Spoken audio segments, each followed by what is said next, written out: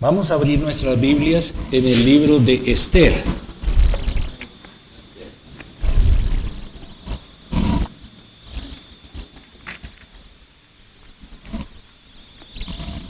El capítulo 1, y vamos a leer unos versículos, de los versículos 1 al 5 y los versículos 9 al 12. Señor, te pedimos que tú abras nuestra mente para que podamos comprender las grandezas, las maravillas de tu palabra. Te lo rogamos, oh Dios, lo necesitamos. Es lo más importante, es lo más grande que podría sucedernos. Te ruego que nos bendigas con tu palabra, en el poder de tu Espíritu Santo. Amén. Vamos a leer estos versículos como base para la disertación que vamos a tener en esta mañana. Dice así la palabra de Dios, el libro de Esther, capítulo 1, versículos 1 al 5, y luego, para los efectos del propósito que tenemos esta mañana, vamos a saltar al versículo 9 hasta el 12. Dice así: aconteció en los días de Asuero, el Asuero que reinó desde la India hasta Etiopía sobre 127 provincias, o sea, un imperio. Aquí, sí, ahí, bueno. Que en aquellos días, cuando fue afirmado el rey Asuero sobre el trono de su reino, el cual estaba en Susa, capital del reino, en el tercer año de su reinado, hizo banquete a todos sus príncipes y cortesanos, teniendo delante de él a los más poderosos de Persia y de Media, gobernadores y príncipes de provincias, para mostrar él las riquezas de la gloria de su reino, el brillo y la magnificencia de su poder, por muchos días, 180 días. ¿Cuántos meses? 6 meses, ¿no? Un banquete de 6 meses. Qué cosa, ¿no? Y cumplidos estos días, hizo el rey otro banquete por 7 días en el patio del huerto del palacio real, a todo el pueblo que había en Susa, capital del reino, desde el mayor hasta el menor. Pasemos al versículo 9 ahora. Asimismo la reina Vasti hizo banquete para las mujeres en la casa real del rey Asuero. El 7º día, estando el corazón del rey alegre del vino, mandó a Meumán, Vista, Arbona, Victa, Abacta, Setar y Carcas, 7 eunucos que servían delante del rey Asuero, que trajesen a la reina Vasti a la presencia del rey con la corona regia, para mostrar a los pueblos y a los príncipes su belleza, porque era hermosa. Mas la reina Vasti no quiso comparecer a la orden del rey enviada por medio de los eunucos. Y el rey se enojó mucho y se encendió en ira. Hasta ahí, hermanos. Estamos estudiando la providencia de Dios en el libro de Esther, ¿verdad? Comenzamos la vez pasada y dimos una introducción.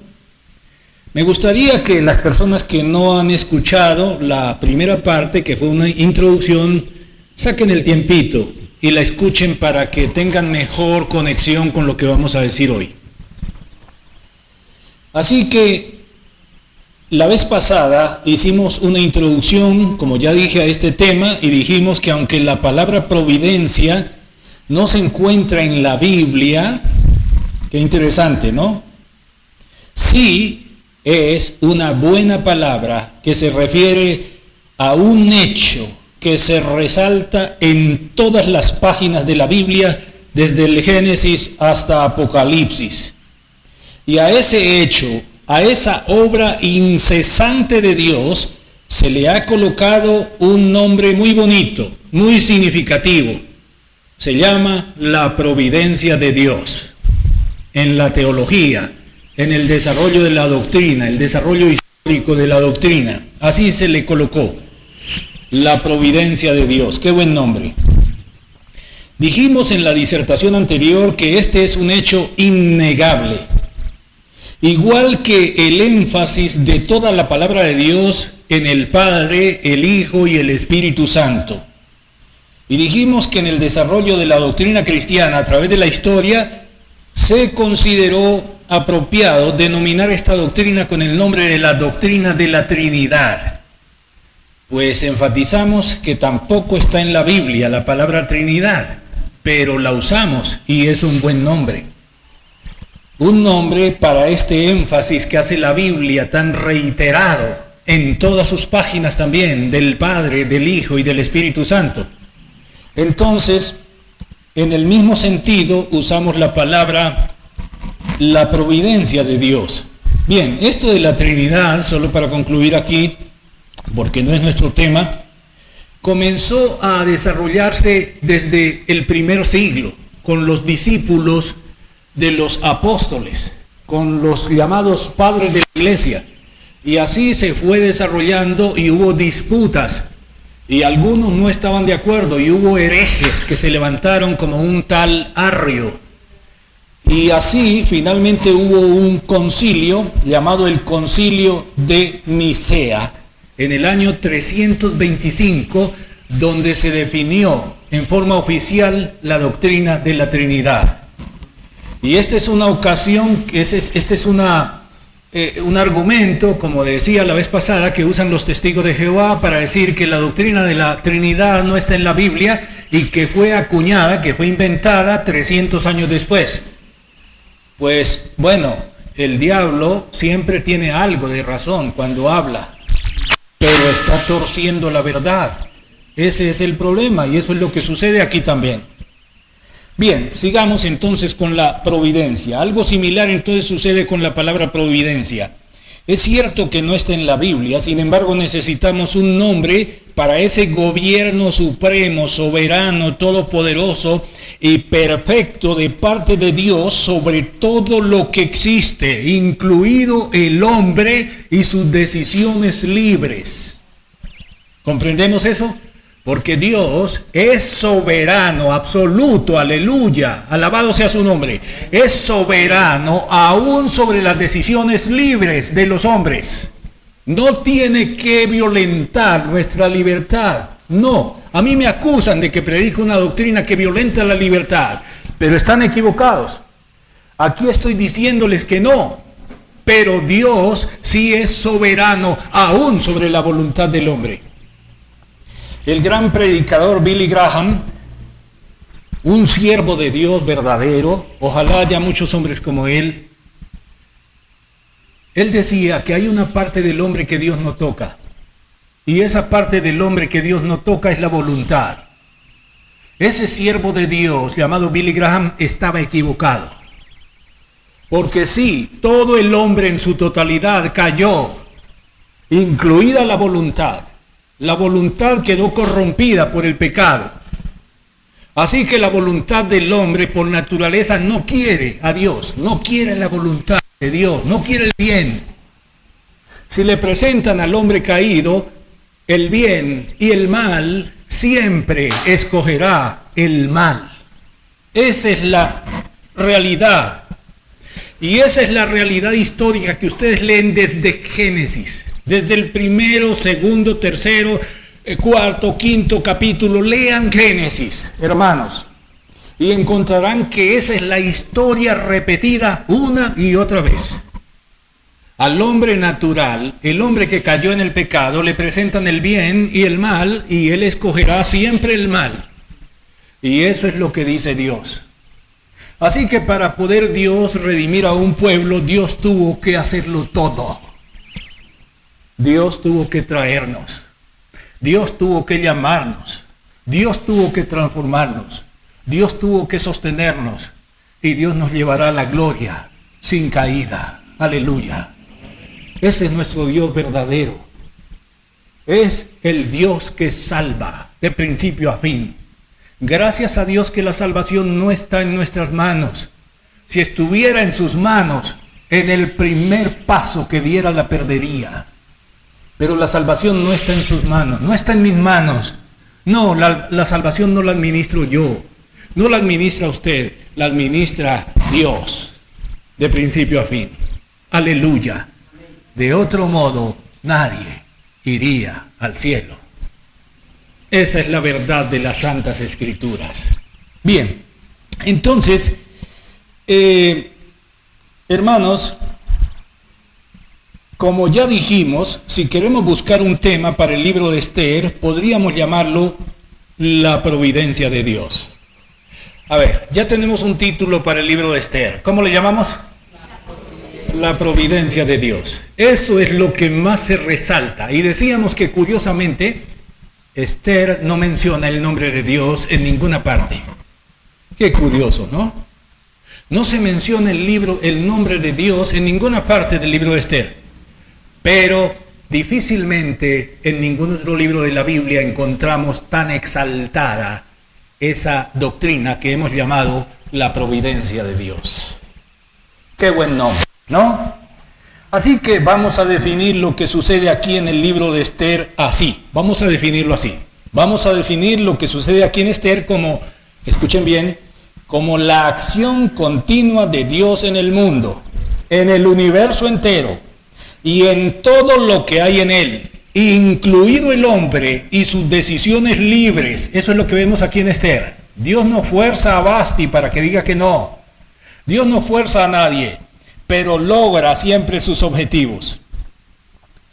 Bien, gobernando, dirigiendo, sustentando y guiando todo hacia sus propósitos divinos, que siempre son infinitamente sabios, santos, soberanos y perfectos.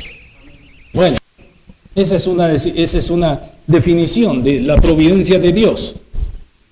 Y bien, entonces, ¿cómo le podemos llamar a esta acción de Dios, que es lo que tenemos en el libro de Esther? ¿Cómo le podemos llamar? La providencia de Dios. Entonces, aunque la palabra providencia no está en la Biblia, es un buen nombre para esta acción continua de Dios. Dijimos la vez pasada que eso no se llama diosidencias. Esa es una palabra burda, rebuscada, que eso se llama la providencia de Dios. Aleluya. Así que vamos a repetir esta definición. Vamos a repetir para que nos trate de quedar claro de qué es que vamos a hablar. A ver, la podemos definir como la acción continua de Dios en el mundo. No solo en el mundo, en el universo entero. Y todo lo que hay en él, incluido el hombre y sus decisiones libres. Gobernando, la acción de Dios, gobernando, dirigiendo, sustentando y guiando todo hacia sus propósitos divinos, porque sus propósitos divinos siempre son infinitamente sabios, santos, soberanos y perfectos. Amén. Bien, esa es la providencia de Dios entonces. Así que vamos en primer lugar a ver aquí, y a esto lo he titulado, un no, resultado de la providencia de Dios. Un no de una reina. Es la reina. Ella sabe perfectamente que al rey no se le puede decir no.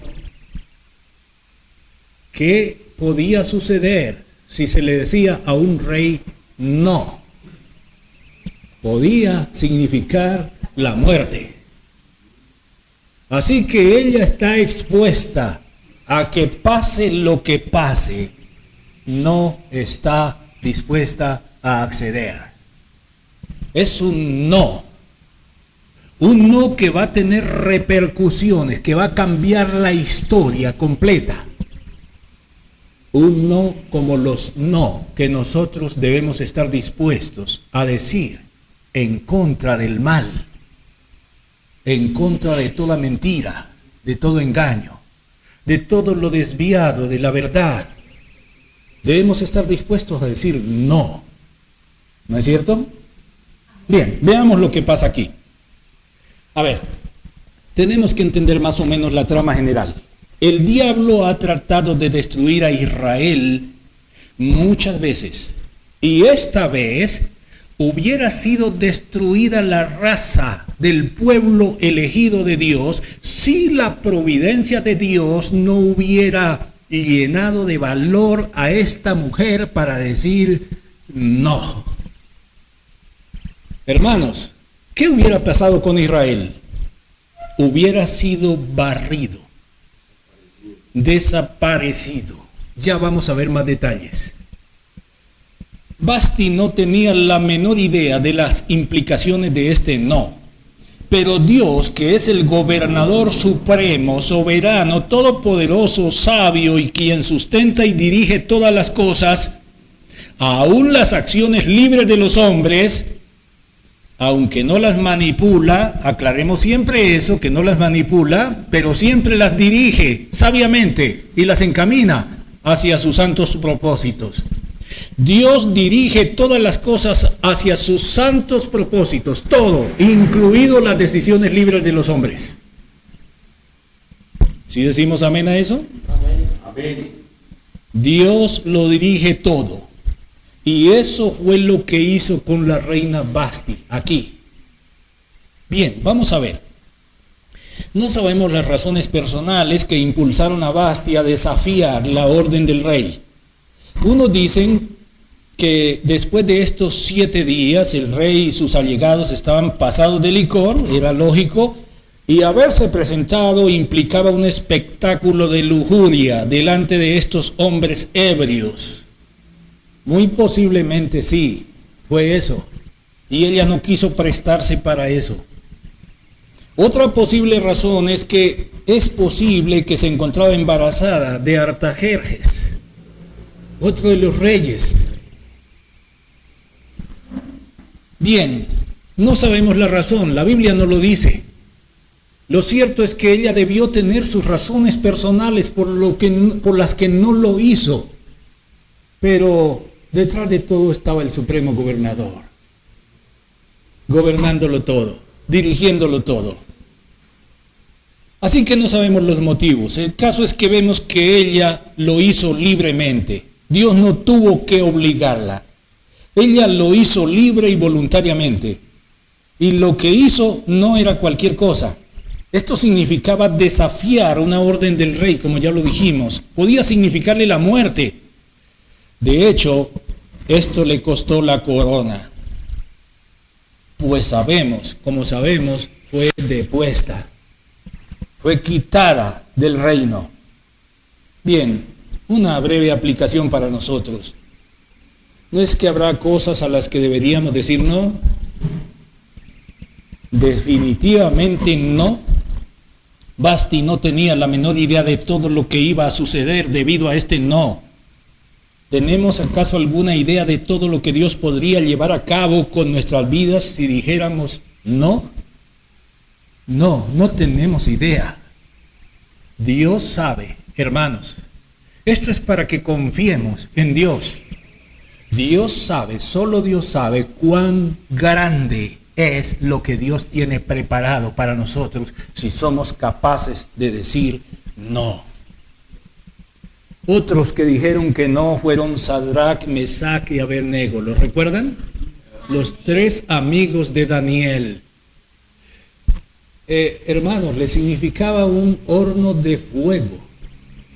Pero como ellos estuvieron tan valientes ante el rey y en la cara le dijeron no, el rey lo mandó a calentar 7 veces más el horno. Pero ellos se mantuvieron firmes.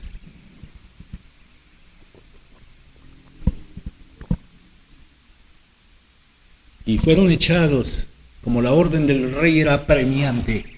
Aquellos que los echaron fueron muertos de inmediato por el fuego. Y ellos,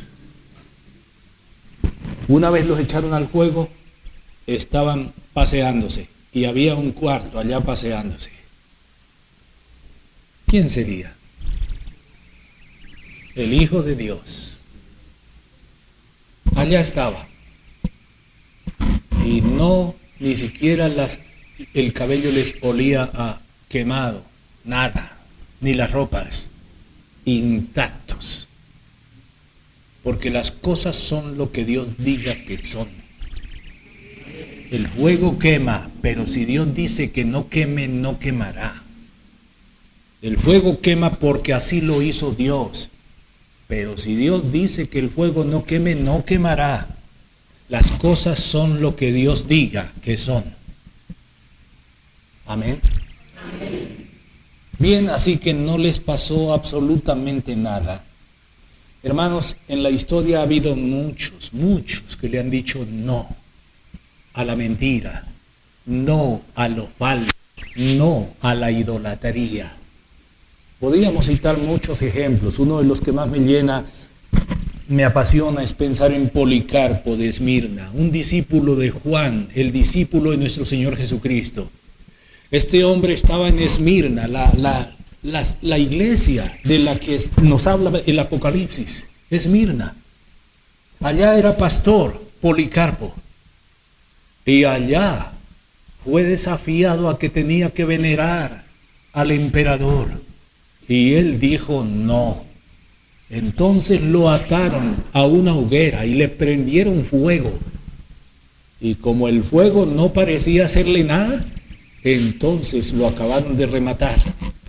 Y él murió glorificando a Dios. Porque Dios siempre nos dará las fuerzas si somos capaces de decir no. Amén. En segundo lugar, vamos a ver un decreto para arruinar el plan de Dios y la providencia de Dios para evitarlo. Eso es lo que tenemos acá en el capítulo 2. Bien, el plan de Dios para el hombre es un plan de amor. Dios amó al mundo, amó al hombre, de modo que cuando el hombre cayó de su estado de santidad perfecta allá en el paraíso, Dios no lo dejó, no lo abandonó a su propia suerte, no lo abandonó a su propio albedrío, sino que prometió enviar un Salvador. Lo leemos en Génesis 3:15, ¿verdad? Y pondré enemistad entre ti y la mujer, le estaba hablando a la serpiente, y entre tu simiente y la simiente suya. Y tú le herirás en el calcañar. Sí. Pero la simiente de la mujer te herirá en la cabeza. Así que Satanás entendía. ¿Qué tanto esto? No lo sé. No lo sabemos. Pero seguro Satanás sabía mucho del peligro que podía venírsele encima. Así que de ahí en adelante Satanás es un empresario de esos increíbles. Un empresario que se propone destruir, arruinar los planes de Dios. Y eso es lo que tiene en mente acá. Lo ha intentado ya muchas veces. Y lo va a seguir intentando si fracasa. Bueno, siempre ha fracasado. Y fracasará. Así que, hermanos, se propone estorbar, arruinar los planes de Dios. Pero Dios tiene un plan con el hombre. No lo tuvo con los ángeles. Hebreos 2:16, en Hebreos 2:16 leemos algo maravilloso. Dice que no socorrió a los ángeles, sino a la descendencia de Abraham. No es propiamente la descendencia material o física de Abraham, sino la descendencia de la fe. En Abraham serían benditas todas las naciones. Así que leemos en Hebreos 2:16, porque ciertamente no socorrió a los ángeles, ¿sí? Dios no amó a los ángeles caídos, pero sí amó al hombre caído. Es el amor de Dios, es la misericordia de Dios para el pecador que no merece nada, no merece más que los ángeles. Podían haber sido condenados definitivamente, podíamos haber sido condenados como fueron condenados, como serán condenados los ángeles. Lo leemos acá en Hebreos 2:16, porque ciertamente no socorrió a los ángeles, sino que socorrió a la descendencia de Abraham. Esto es, hermanos, el plan eterno comenzó desde antes de los tiempos de los siglos. Lo leemos en 2 de Timoteo 1:9. Vamos a leerlo un momentico. 2 de Timoteo 1:9. ¿Alguien se lo sabe de memoria?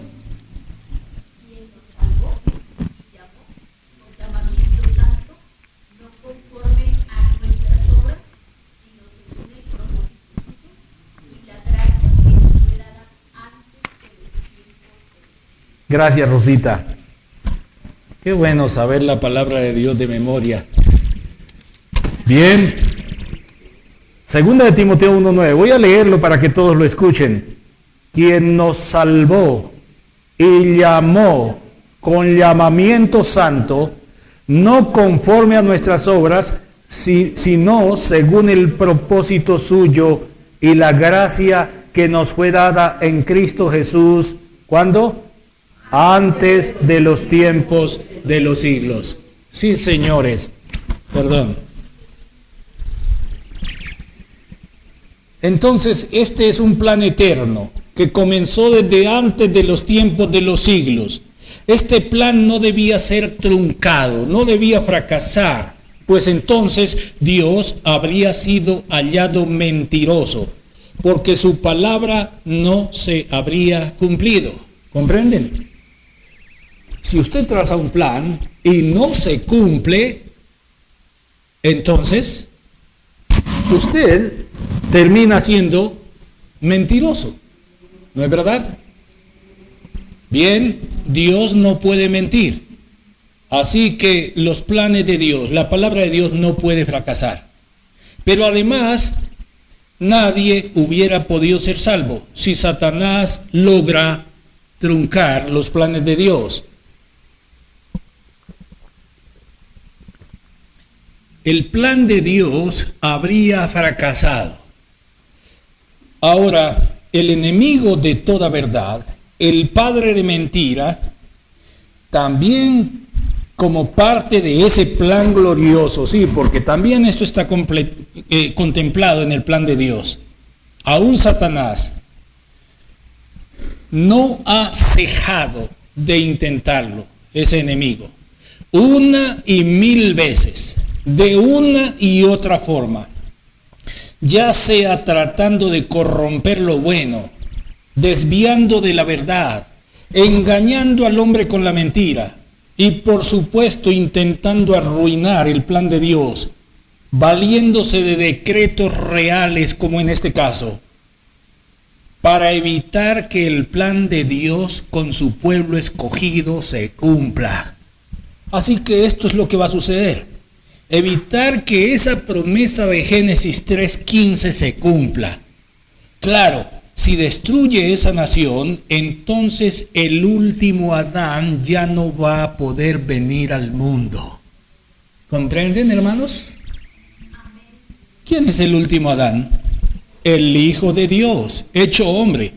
Ya no podrá venir al mundo porque todo debe cumplirse conforme a la palabra de Dios. De otro modo, Dios resulta mentiroso y entonces Dios no sería Dios.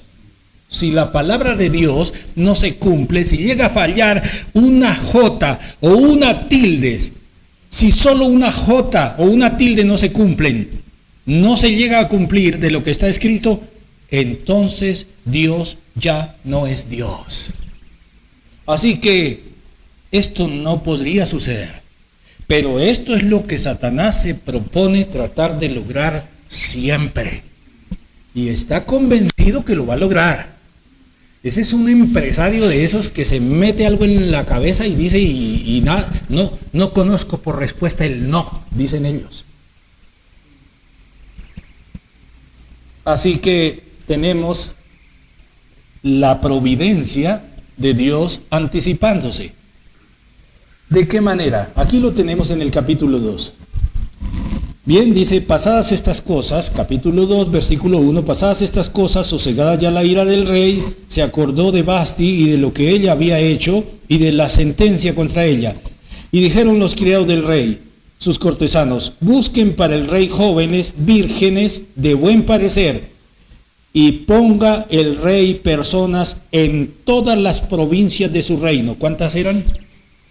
127 provincias, en todo su imperio puso personas para que buscaran jóvenes vírgenes de buen parecer y las llevaran a Susa, residencia real, a la casa de las mujeres, al cuidado de Hegai, eunuco del rey, guarda de las mujeres, y que les den sus atavíos. Y la doncella que agrade a los ojos del rey, reine en lugar de Vasti. Bueno, por ahí está la providencia de Dios obrando. Bien. ¿Y qué encontramos? Que Esther halla gracia ante Hegai. Capítulo 2, versículo 9. Y la doncella, imagínense, de 127 provincias, mujeres de todas partes, vienen, traen. Y una que hay por ahí, en Susa, es elegida también. La providencia de Dios. ¿Comprendemos? Amén. Ese es el gobierno supremo de Dios. Y otro acto de la providencia, versículo 2, capítulo 2, versículo 10. Esther no declaró cuál era su pueblo, ni su parentela, porque Mardoqueo le había mandado que no lo declarase. Ese Mardoqueo era un hombre sabio, era un hombre listo, un hombre sagaz, y le dice a su hija, a su hijastra, bueno, la hija, recuerden que era prima, ¿no? No, era prima. Bien, era hija de un tío de Mardoqueo, y él la adoptó como hija estando bebé, por supuesto el mayor, ¿no? Y la adoptó como hija. Y la crió y la enseñó en el temor de Dios, como los padres deben enseñar a sus hijos. Enséñenles la Biblia, enséñenles los 10 mandamientos y explíquenselos. Hermanos, ¿qué le están metiendo en la cabecita a esos bebés, a esos niños? Esos nacen súper inteligentes. Si no les meten la verdad, que es la vida, allá afuera les meterán todas las porquerías que hay allá afuera. Siémbrenle la semilla de la palabra de Dios. Y eso es lo que había hecho Mardoqueo. Y era una niña sujeta, obediente. ¿Qué hizo ella? Acató la orden de su padre adoptivo. Así que no declaró de qué nacionalidad era. Bien, en el capítulo 2, versículos 16 y 17, Esther es presentada ante el rey y es aceptada como reina. La providencia de Dios. Fue pues Esther llevada al rey Asuero a su casa real en el mes 10º, que es el mes de Tebet, en el año 7º de su reinado, o sea, unos 4 años después de aquella fiesta, ¿no? 4 años después.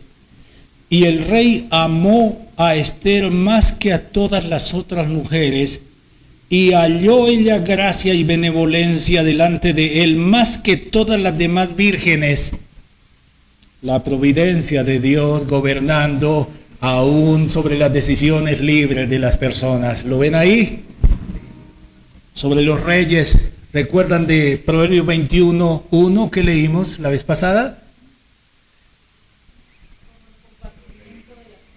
como el compartimiento de las aguas, está el corazón del rey en la mano de Jehová. A todo lo que quiere, lo inclina. No importa que sea un rey soberano. Y puso la corona real en su cabeza y la hizo reina en lugar de Vasti. Esos son los designios de Dios. Bueno, creo que se nos fue el tiempo, ¿no? Así que nos va a tocar continuar, hermanos, después. Bueno, yo lo que quiero, hermanos, es que veamos cómo la mano de Dios está siempre ahí, controlando, dirigiendo, guiando, sustentando, para que se cumplan los propósitos de Dios. Así que continuaremos con un plan aparentemente definitivo de Satanás en el capítulo 3. Un empresario de esos que no acepta un no por respuesta. Sí, el empresario del mal, del imperio del mal, de la mentira. Él trama un plan aparentemente inofensivo. Todo parece normal. Dice: después de estas cosas, el rey Asuero engrandeció a Amán, hijo de Amedata, Agageo, y lo honró, y puso su anillo sobre todos los príncipes que estaban con él. Puso su silla, sobre todos los príncipes que estaban con él. Lo puso por encima. Algo aparentemente inofensivo. Pero había algo importantísimo. Era enemigo de los judíos. Capítulo 3, versículo 10. Era enemigo de Dios, porque era enemigo de la palabra de Dios. Y aquí no quiero concluir sin llamar la atención a nuestra responsabilidad cuando elegimos. Debemos elegir en primer lugar juzgando si el candidato apoya en algún sentido la verdad de Dios, o el candidato por el que pensamos votar está en contra, de espaldas a la verdad de Dios. Si está de espaldas a la verdad de Dios, deberíamos desecharlo de una vez. Si es enemigo de la verdad, hermanos, debemos desecharlo. Nosotros no hacemos politiquería. Nosotros votamos con responsabilidad en favor de la verdad. Hermanos, que el Señor nos dé sabiduría, pero vamos a entrar más en detalles en esto en la próxima charla. Que el Señor nos dé sabiduría para comprender que Dios es absoluta e infinitamente soberano, y se hace su voluntad y nada más que su voluntad, y nosotros queremos sujetarnos a su santa voluntad, porque esa es nuestra vida, ese es nuestro mayor bien. No hay mayor bien que la voluntad santa, sabia de Dios sobre nuestras vidas. Y nos sometemos a Él, a su soberanía, a sus designios. Alabado sea su santo nombre. Nosotros somos sus hijos.